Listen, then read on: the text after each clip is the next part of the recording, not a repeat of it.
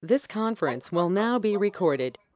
Okay, good morning. Today is September 8th, 2021.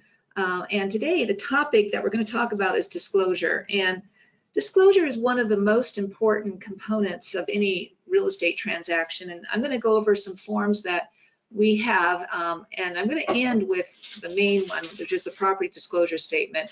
But I have some real important things I want to cover on that. So I'm hoping you guys can all stick through the rest of this before we get to that point. And anytime someone has something they would like to interject, any personal experience that they've had or any story that they've had in dealing with disclosure issues which may have impacted a real estate transaction, I'd love to have you feel free just to pop right in there and talk about it, because it's really, really important for us to share what's going on in our own real estate transactions, not necessarily naming people, but naming situations so that we can all learn and be better at what we do because of that experience. So I'm going to talk first of all with the disclosures that we have that are pertinent just to Central Oregon MLS. And these are not ones that are across the state. These are ones that are unique just to our local MLS. Not even Southern Oregon has these, or Klamath Falls. They might have their own set of individual disclosures. But the one that I think is really important and very pertinent to what we're dealing with right now with all the drought situation is the spotted frog notice. And we've had this particular addendum in our library for Central Oregon for quite some time. And this is the one that we use anytime we have any property that we're representing a buyer or a seller in which the property is on a canal or has irrigation rights. And the whole point of this is to notify people that recognize that that canal might be piped, recognize that the water that you have in your irrigation rights may go away, as we're discovering right now how our irrigation has had its water dried up, very limited amount. Wiki Up is down to like no water in it at all. Last week I traveled by Ochako Reservoir. I've never seen it that low. There's no water in there. It's a real serious situation that we're dealing with lack of water. And so this is an important disclosure to use whenever you're dealing with water issues. And again, the spotted frog, which is kind of outlines kind of what happened. Not to say that we're not dealing with drought issues, because we definitely are, but we're also dealing with the fact that because of the lawsuit with the spotted frog, water that was normally held in reservoir over winter is now having to flow down the Deschutes River to protect the habitat for the spotted frog. And as a result, the water that normally would be stored there and then released during the summertime that would help irrigate crops and things is not there. And so this is what we are dealing with Jefferson County and again, anyone who's using irrigation water. So just be aware of this particular addendum and use it whenever you have a situation like that.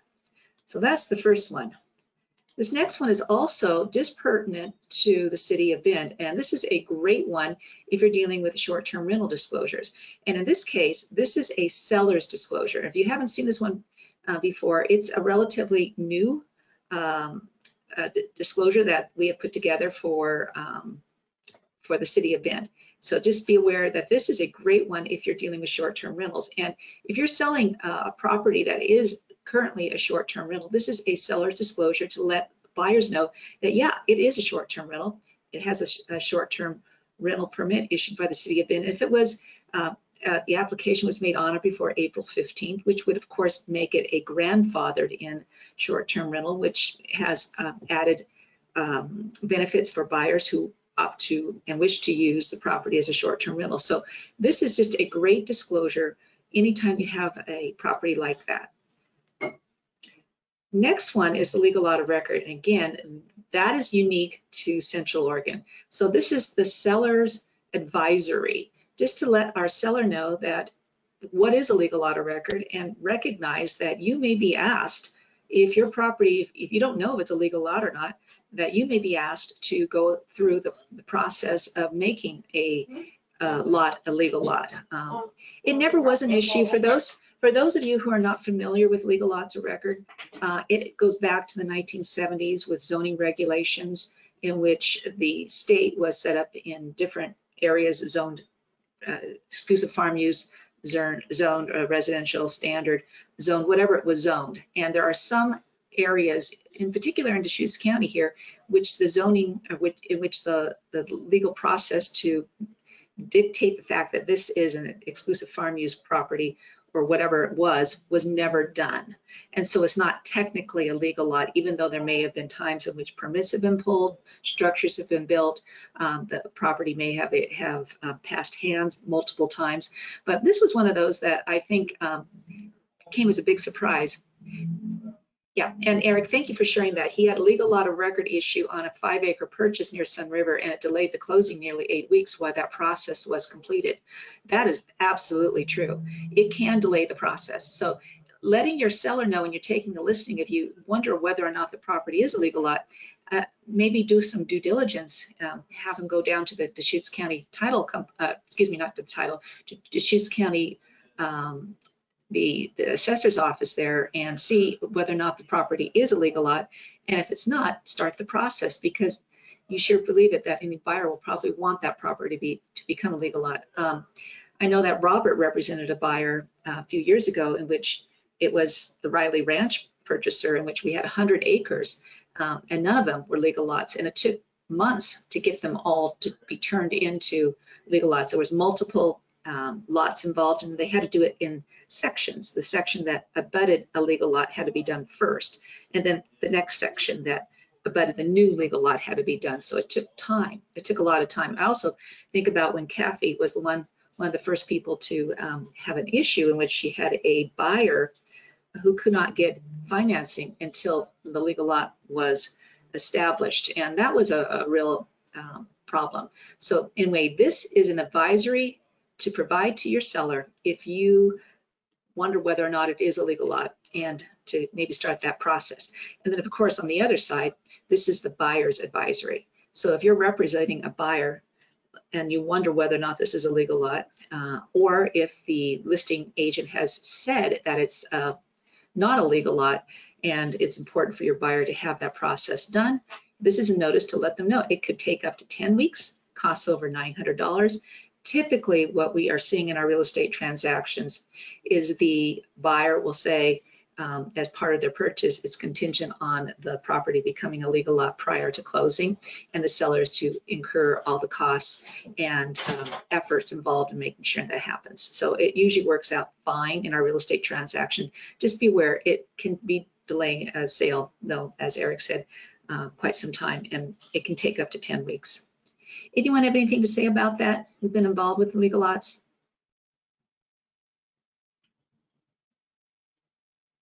Okay, if not, here's one other one that we are dealing with in the City of Bend quite a bit, which is the City of Bend Septic/Sewer Advisory Notice. And again, this is outlining the requirements to hook into city sewer if your failed septic system is within 300 feet of the city sewer infrastructure. And I was listening to local news, kind of driving into town. For some reason, this popped up, and we were talking. They said there's like 2,500 homes in the City of Bend that are still on septic.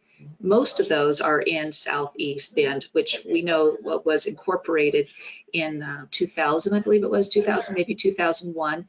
And at that point in time, when it was incorporated, most of these homes were on septic systems. What's nice about these homes in Southeast Bend, they're large lots, and they have to be large lots to accommodate a septic system. So they're very desirable to people who are moving to town who would like to have a fairly good sized lot. But again, if they have a septic system there, it's advisory to let everyone know that if that septic system fails, they're going to have to hook into the sewer line, and it can be expensive, though the city has worked out a lot of different ways of accommodating costs connected with that. So important when you're representing a buyer in these areas to make sure you have a thorough septic inspection done, just to see what the status is of the drain field, the septic tank, all that sort of stuff, and where we are in, maybe if we're at a fail state, that all of a sudden the seller needs to be aware of that and start the process on hooking in.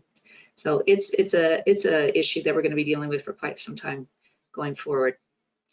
Now I'm going to jump into the the disclosures that are so important, and these are ones that are across the state. So every time you're ever dealing with anyone in the state, you may see some of these particular disclosures. The first of which, of course, is the lead-based paint disclosure addendum required by the Environmental Protection Agency, and it's involving any sale of a home built prior to 1978. And this is a disclosure that I am really, really, really picky about.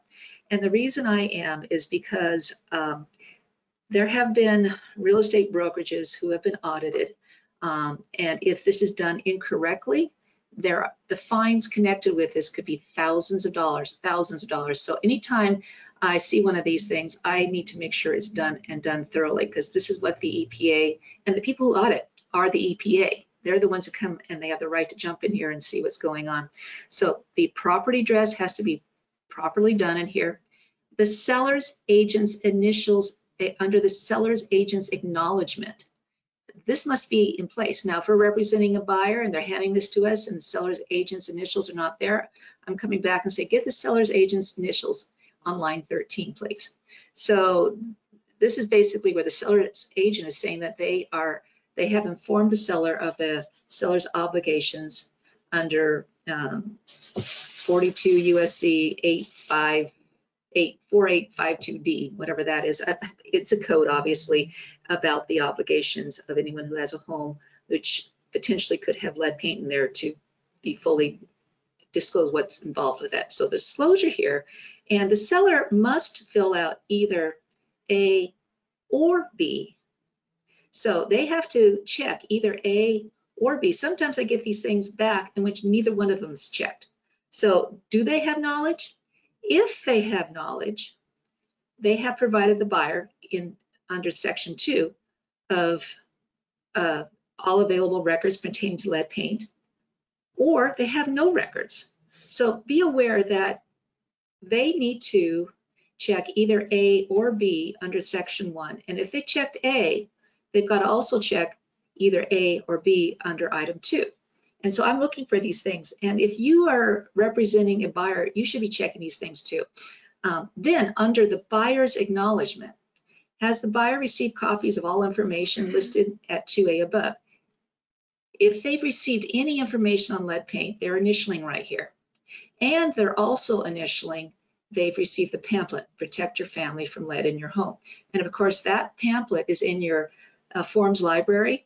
And even if there is nothing for them to receive, your buyers need to initial line 29. And so that's one thing else that I'm always looking at. Has the buyer initialed line 29, so they've gotten the pamphlet? And then have they checked either A or B? Are they going to do a lead paint inspection, or they're waiving their opportunity? Now, if they check A, then I'm also following up, okay, I need to see the results of the lead paint inspection. I would say 99% of the time, whenever someone has checked box A, during the time for the lead paint inspection, they opt not to do it. And then they never get anything. Now, if the EPA does an analysis or does an audit of these forms, they will want to see a copy of that inspection report. And if they've opted not to do it, they want to see an addendum that says that the buyer opted not to do it. So that's really important. The follow through, the complete information, the complete disclosure of the lead paint is very, very, very picky. And I apologize to people who think I might be a little anal on it, but this is the thing that I think is extremely important for us for full protection, also to avoid any fines, and also obviously to protect your buyer, just to make sure they understand the risks connected with lead paint, because lead paint can be horrendously awful and detrimental, especially to young children as their brain is developing, can lead to permanent mental disability. And so it's extremely important that we fill these things out. And then of course, buyers sign, buyer's agent signs, not signs, but their name is there and their firm is there. So all these things need to be fully completed. So that's one of the things I'm really, really picky about. Any questions on the lead paint?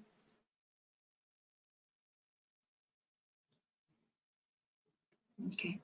Okay, if not, moving on to the next one, which is the siding, exterior siding stucco EFIS disclosure. We don't use this form that much any longer. It was a big deal when we were having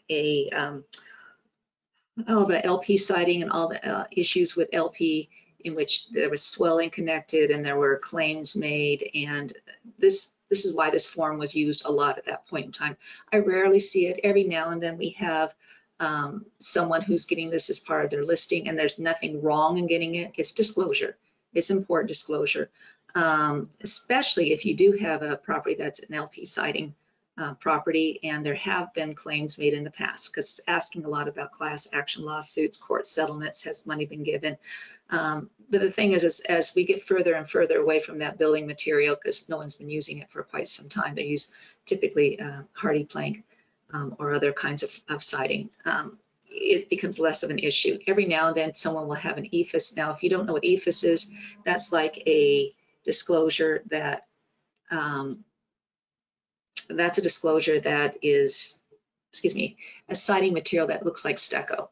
So EFIS, and EFIS is a great material to use if properly applied. If improperly applied, it can lead to issues with leakage and swelling and damage to interior structure of the building. So it's one of those things too that can be a problem. But anyway, these are important if you have those kind of materials, but if not, most of these, the requirement in here can be covered under the normal property disclosure statement. Let me go to the vacant land disclosure addendum. Every now and then we have someone who's real picky about this whole thing, and they refuse to produce this because it's not required by state law.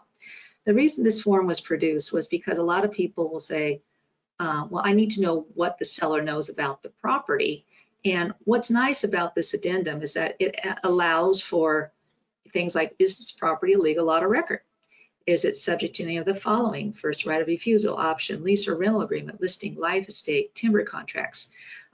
It's a way for the seller to pass on information that they know about a property in a nice form. And our bare land purchase agreements have a line in there. Is this buyer going to ask for this addendum to be completed? Yes, no. And if yes, is their purchase contingent upon receiving this? So it's been written into the template of our contracts. And what I'm saying is almost every time the buyer is saying, yeah, I want to see this. And yeah, my purchase is contingent on receiving it and accepting it. So when we're taking a listing that's bare land, it's sometimes helpful to have this discussion with your seller that, yes, state law does not require this, but you are required as a seller to pass on information you know about your property. So this is a nice way of doing it. Any questions on this?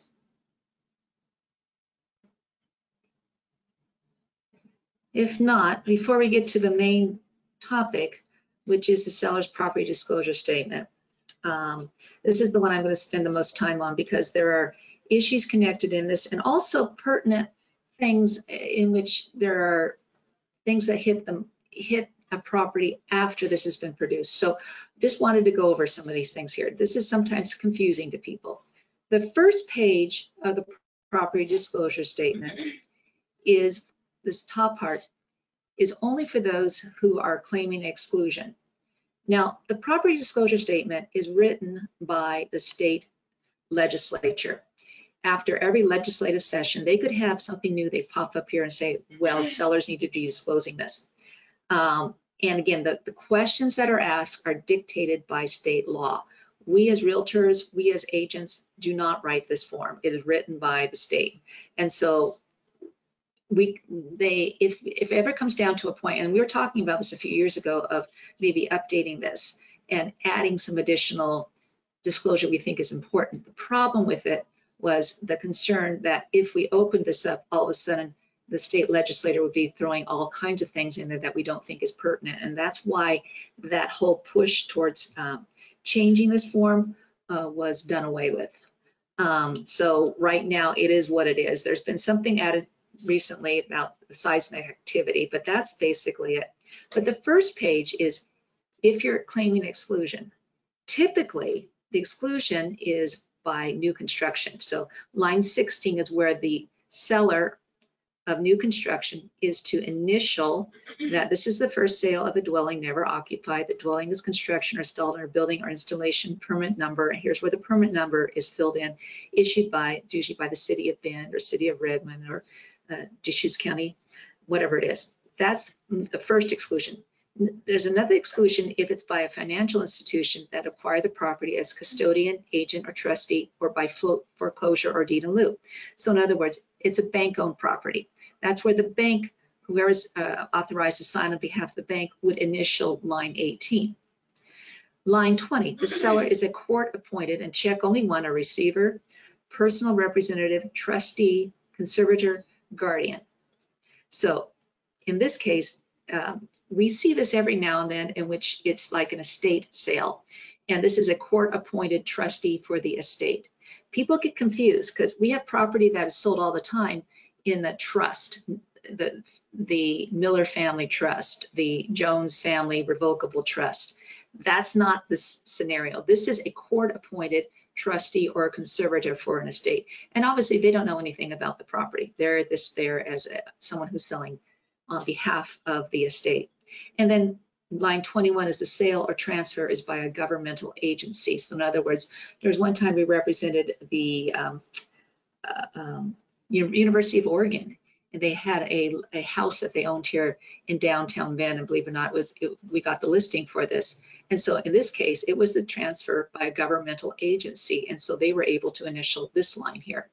And then this is where the seller who's claiming the exclusion signs, and this is where the buyer signs.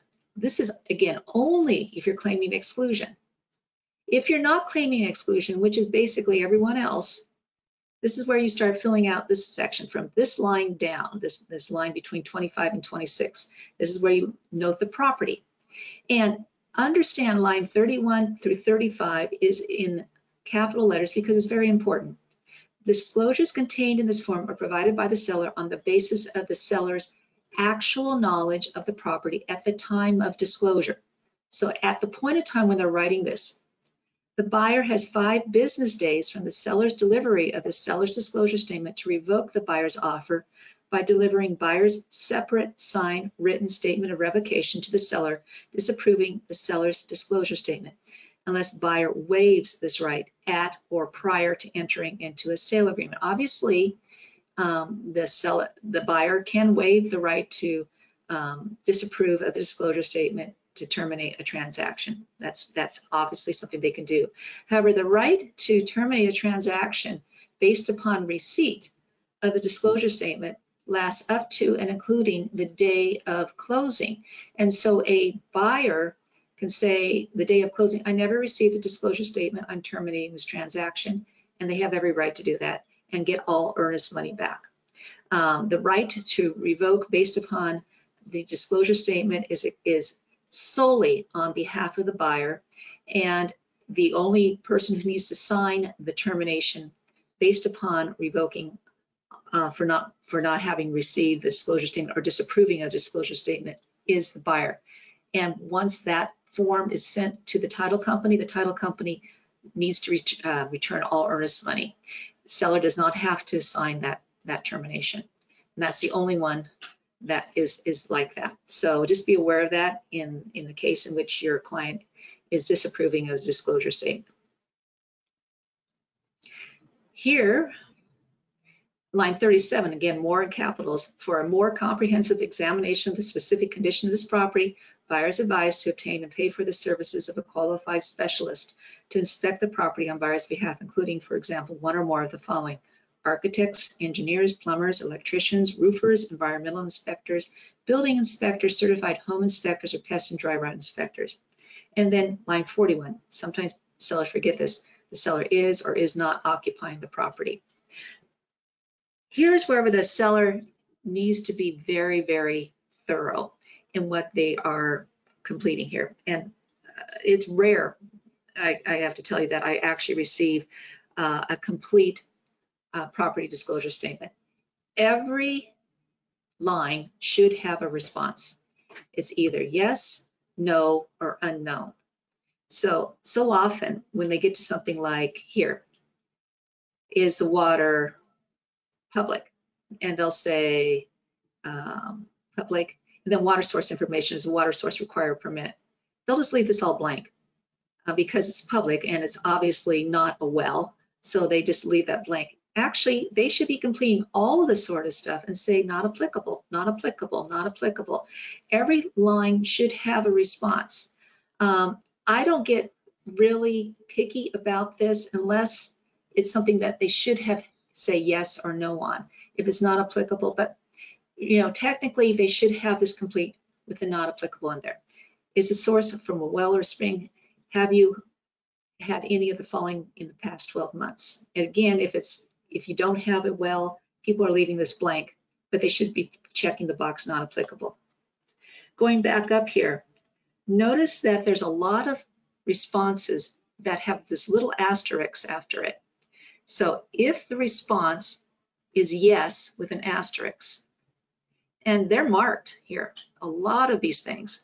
In fact, all of the responses that could particularly have an asterisk have this little asterisk at the beginning of them too.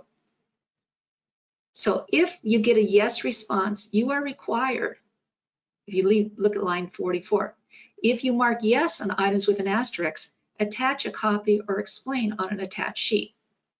I have seen a lot of disclosure statements received from other parties, which we're representing the buyer, in which there's yes responses with the asterisks and no explanation. And when I'm seeing those things, that's what I'm noticing in SkySlope. Line 47 requires an explanation. So you need to be, as the buyer's agent, when you're reviewing these things initially, you should be going back yourself to the listing agent and said, there's no explanation for line 47. Can you please have your seller provide that to us?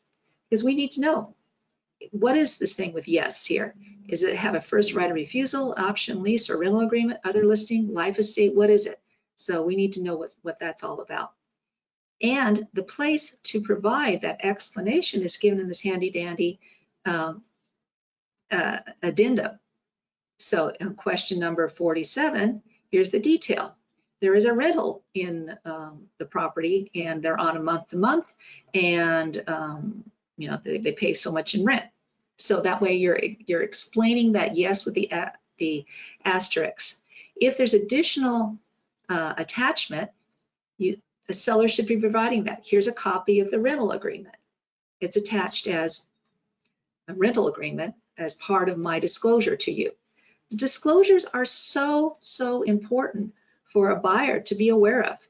Here's another big one. Are there any encroachments, boundary agreements, boundary disputes, or recent boundary changes? Yes, no, or unknown. And the seller, to be honest, they're supposed to fill this out to the best of their ability. I can think of one time in which we had a dad and son who owned property. The dad was distant. He was not here in town. The son was using the property himself, but they were both on title.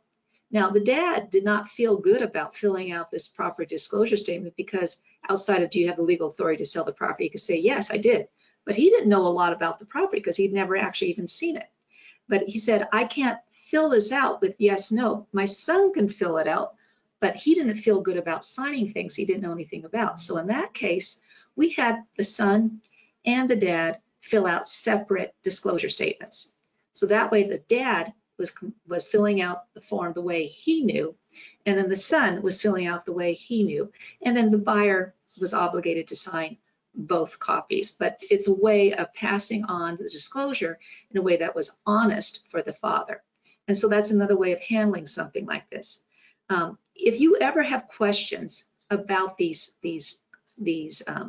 information that's requested, you should be aware of what does an easement mean, recorded, unrecorded, for your access to or maintenance of the water source. So that's obviously an off property well. Is there a recorded easement on something like that?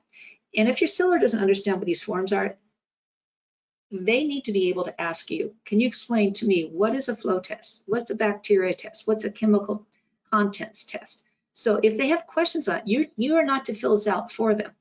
But if they have questions on it, they're going to ask you, can you tell me what would be a zoning violation or a non-conforming use for my property? Here's one that's often filled out incorrectly. Is there a boundary survey for the property? I so often see people say yes on this. And they'll say it's because it's in a subdivision, there has to have been a survey. This is really supposed to be if they've had a boundary survey done themselves, or if they have copies of a record, or they know about a recent time in which the property has had a survey done.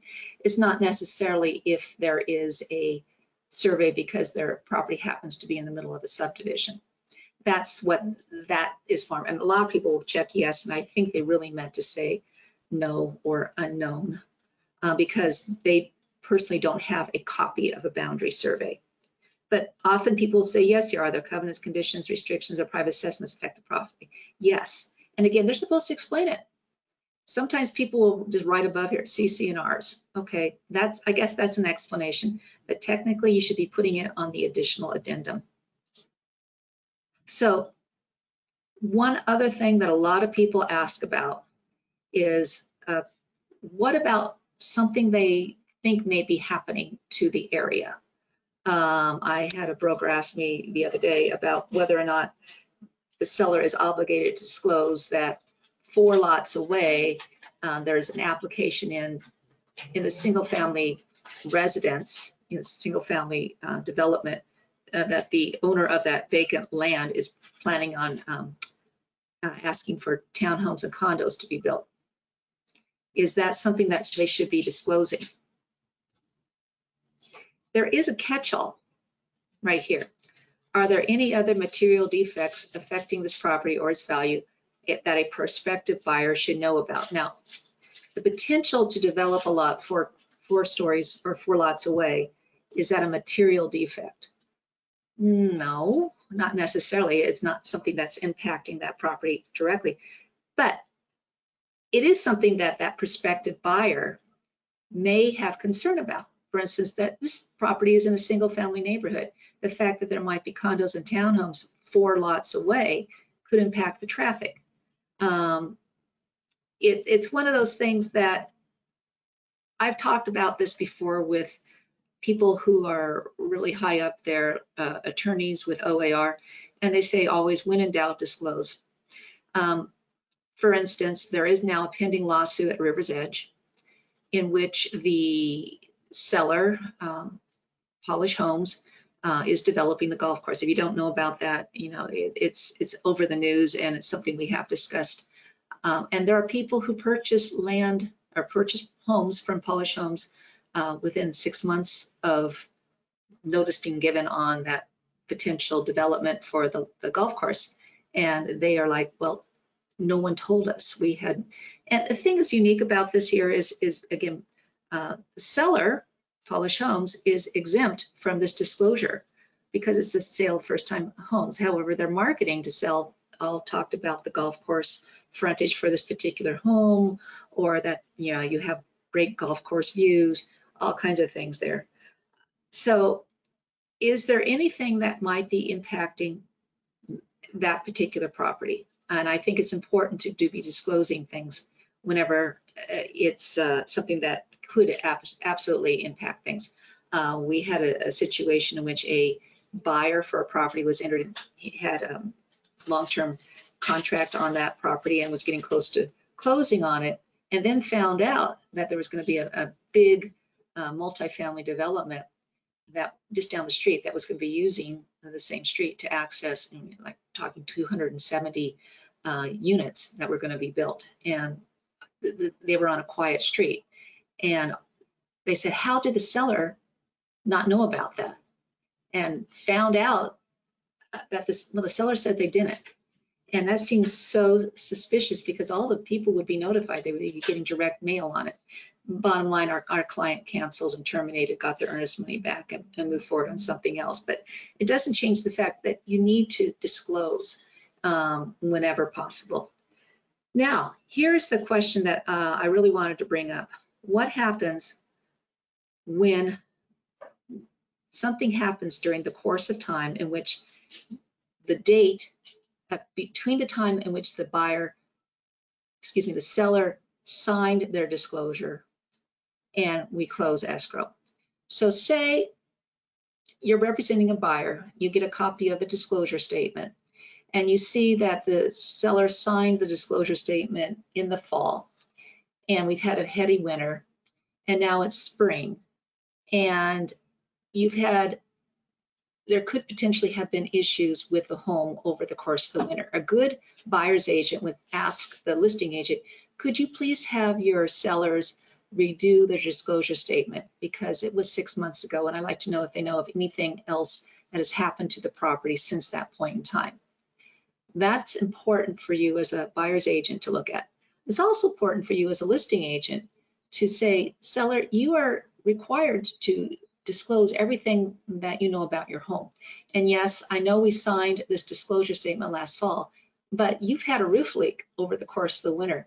You now need to update your disclosure statement to reflect the fact that you've had that roof leak, because that's full disclosure for a buyer. Now, what if you've got a fresh disclosure statement that was done just before you purchased the property, entered into contract? So you're in contract, or your buyer's in contract to purchase this property. The disclosure statement has been signed away and you're past the disclosure period. And now all of a sudden, the seller is providing you with new disclosure. And why would the seller do that? Well, it's because here in the seller's representations. Remember that this is in the purchase agreement, that the seller is representing that they're subject to other written disclosures made by the seller as part of this transaction. The seller makes the following representations to buyer. And again, seller knows of no material defects in or about the property. All these other things outside of what's been disclosed. But during the course of your escrow, something new shows up. All of a sudden, something new shows up.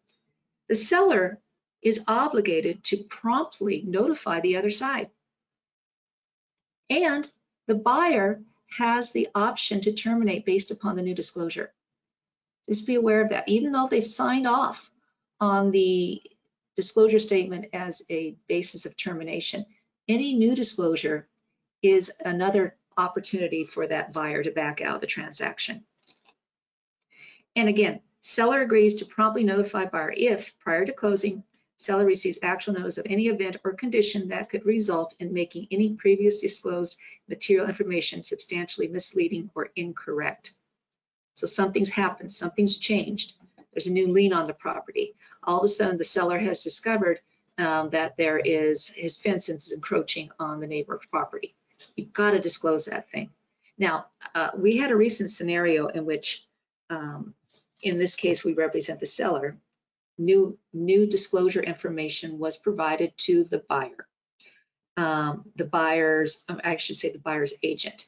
3 days after this disclosure information was provided to the buyer's agent, we received written documentation back from the buyer's agent that the buyer was fine with everything. The buyer had initialed all the documentation that had been provided to the buyer's agent, and everything was great. 6 days later, after that, we now get word that the buyer wants to terminate based upon this new information. It's a big question. Do they have the right to terminate based upon this new disclosure? It's kind of a gray area. I actually ran this by the legal hotline just to find out if we had handled everything appropriately. And so my response back, the fact that the buyer either explicitly or implicitly approved of the new information, they're likely to have deemed to have given up the right to terminate based on the new information. So real important, if you are representing a seller in a scenario like this, something new has hit, you've disclosed it, you do need to get something back in writing. And I would recommend, let's get an addendum, that the buyer accepts this new information that has been passed on to them, and they are moving forward on their purchase with full knowledge of this new information, whatever it is. That way, we're closing the loop and you're protecting your seller.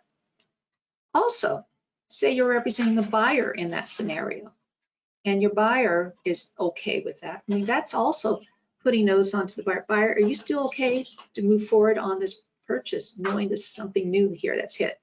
The fact you now know that that next door is going to be developed into a multifamily property, multifamily apartment building. Are you okay with that? And if they're okay with it, let's close the loop. Let's get it signed off by all parties that they accept it and know it. It's risk management for all parties. It's risk management for us as agents representing buyers and sellers in this scenario. It's also protection for our clients. If someone comes back, seller, you never disclosed. It's like, oh, yes, we did. We fully did. This is what we know. And we pass it on to you. We have our paper trail, we have email trail, and we have a signed addendum saying you're accepting the house as is.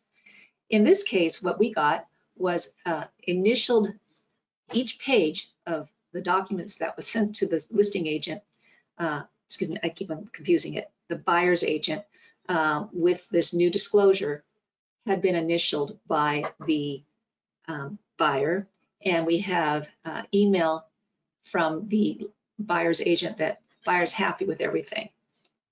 So the fact that 6 days later they changed their mind, that's, if we get to that point of having legal action, we do have some ammunition that we can use. So I don't know how this is all going to turn out, but just sharing with you the information there and how important it is to close the loop. It's arguable, but you never know how something could be settled.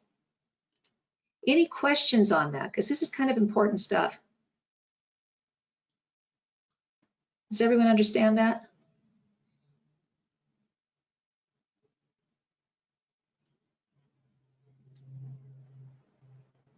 I can think of another thing that we had happen to us a few years ago, in which during the course of escrow, our elderly seller who had some property that had beautiful grass, her irrigation system stopped working.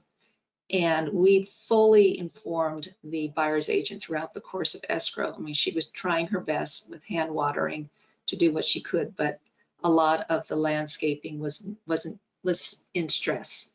And we fully informed the agent on the other side. Well, when the buyer finally saw the property again, they were kind of shocked at what happened, but it's like, we fully informed you all the way through. We didn't do anything but let you know what was going on.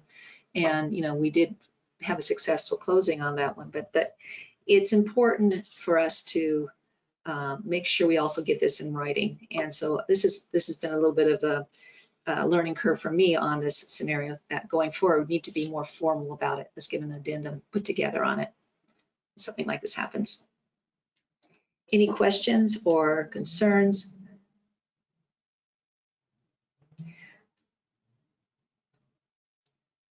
Oh, the COVID disclosure. Is anyone using this? Hasn't seen one in a long time. That's a great question. Yeah, I haven't seen it been used for a long time either, Kathy. And I know we had a resurgence of COVID.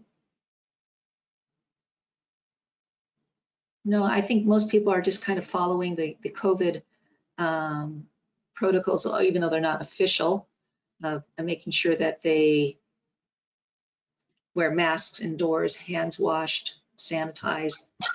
But people have gotten more relaxed about it. Yeah, Colleen? Governmental studies, does that mean city studies regarding traffic and things like that? A good question. I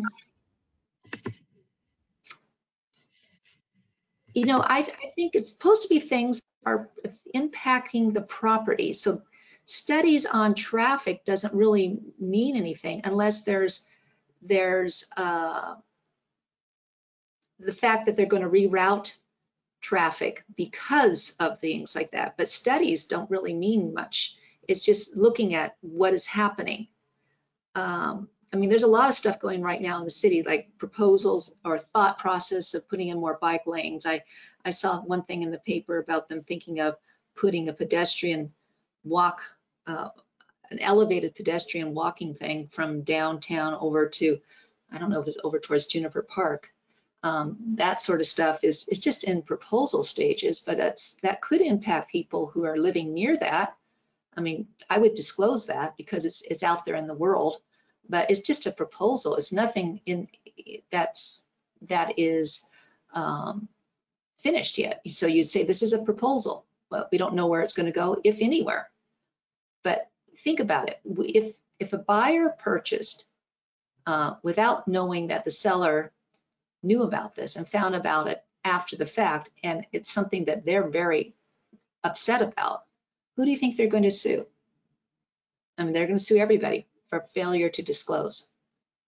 That's an issue. So we need to make sure we are fully disclosing things. So traffic studies, I don't think that really impacts things unless you hear that they're thinking of rerouting traffic, or they're going to be putting in a traffic circle here, or it's on the long-term plan to have something that might impact that property.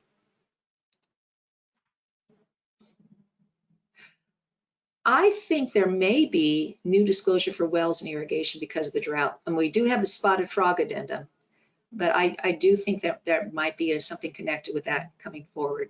Absolutely. But I haven't heard of anything yet. Does anyone else have anything else connected with disclosure they want to talk about with us? If not, we have haves and wants then.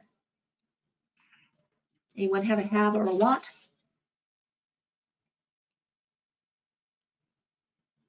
Now, Yeah, hi, Kathy. question to piggyback my question to you about a new disclosure for wells and irrigation because of the drought. Yeah. I have clients that bought property Southeast Bend that had a huge pond and for irrigation, and has a hobby farm for their ducks and geese and all that. So now that we know this is the second year in a row that irrigation has been cut back. This year it was shut off. Arnold, I believe it was mid-July, maybe. I think they shut it off. So now that we know that, if we're going to represent a buyer that's buying irrigation property, I believe that we should make them aware that definitely that potential exists from now forward. Oh yeah, absolutely. A buyer needs to be aware, and having at a minimum the spotted frog addendum, but also letting them know that we have had 2 years of having water curtailment in some of our local irrigation.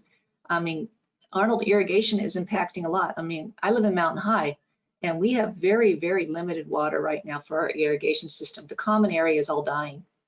So if you actually drive through Mountain High, you'll see a lot of dead grass or dying grass out there in the common area. I don't know if it'll come back next year through winter.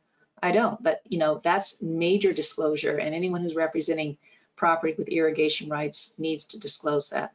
That's for sure.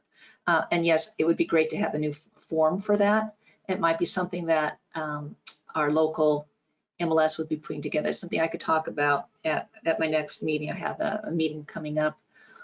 Oh gosh, on the MLS committee in, I think within a month. So I'll make that something to discussing. Thanks, Kathy. And I know, Eric, you had something you want to talk about. Is this a need or a have or want?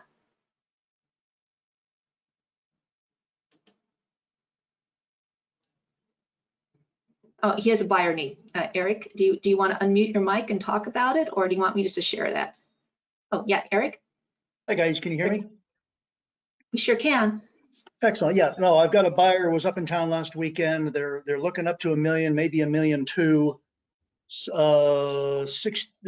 Single level, 2,000 square foot or more with a huge detached shop.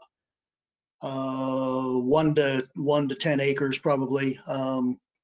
So if you have anything coming soon, we've seen everything that was out there. We're zeroing in on one out on Lower Bridge Drive, just a little far out, and the shop doesn't have concrete floor or insulation or anything, so they're a little hesitant on that. So if you have anything else on the horizon, I'd love to know. Okay, great. Thank you, Eric. I'll keep that in mind if I hear of something. Anything else from anybody? I Yeah, also have another buyer looking for Black Butte Ranch or Sun River up to $1.5 million, cash buyer. We've seen everything that's out there and waiting for anything new. So if you have anything on the horizon, Again, about 2,000 square foot, well, but probably 1,800 square foot or more, up to $1.5 million. Wow, okay. And you can't find anything. Yeah, it's amazing what little you get in Black Butte Ranch for that now. Wow, okay. Okay. All right. Anybody else with anything, haves or wants? I'm Yeah, still Colleen? looking for a lot, Aubrey Butte, Aubrey Village, a lot. Anything particular about it? Just any lot? Primarily with views, but they would consider other. There just haven't been very many lots coming up lately. No, there haven't. Okay, great. Anyone else with anything?